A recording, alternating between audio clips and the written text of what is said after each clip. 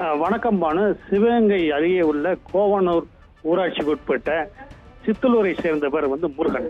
இவரது மனைவி ஹேமலதா ஊராட்சி மன்ற தலைவராக இருக்கிறார். கடந்த சில நாட்களுக்கு முன்பாக அப்பகுதியில் 10 லட்சம் ரூபாய் செலவில் சிமெண்ட் சாலை அமைக்கும் பணி நடைபெற்றிருக்குது. அந்த சாலை அமைப்பது குறித்து சிவகங்கை ஊராட்சி ஒன்றிய அலுவலகத்திற்கு அந்த ஊராட்சி மன்ற தலைவியின் கணவர் முருகன் என்பவர் சென்று அங்கிருக்கிற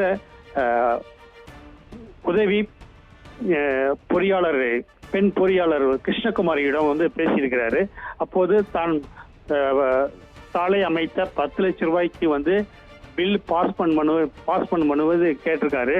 அதற்கு அந்த பெண் பொறியாளர் மறுப்பு தெரிவித்து இதுக்கான ஒரு ஒப்பந்தம் அரசு தரப்புல போராடப்படவில்லை, தாங்களாகவே அமைத்ததாக கூறப்படும் அந்த சாலைக்கு என்னால் பணம் பாஸ் பண்ண முடியாது, அதனால இதுக்கு நான் உறுதியா பணம் கொடுக்க முடியாது அப்படின்னு தெரிவித்ததை தொடர்ந்து ஆத்திரமுற்ற அந்த முருகன், அதாவது ஊராட்சி மன்ற தலைவியின் கணவர் முருகன் என்பவர் பெண் பொறியாளரை இரும்பு சேரை எடுத்து தாக்க முயற்சித்தாரு.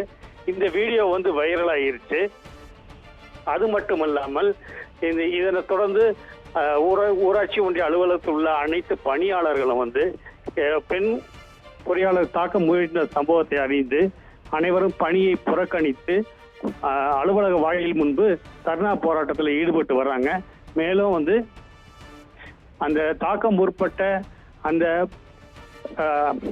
ஊராட்சி மன்ற தலைவியின் கணவர் முருகன் என்பவரை கைது செய்ய வேணும், ஊராட்சி ஒன்றிய அலுவலர்களுக்கு பணி பாதுகாப்பு வழங்கணும் அப்படிங்கிற கோரிக்கையை வலியுறுத்தி போராட்டத்தில் ஈடுபட்டு வர்றாங்க பானு.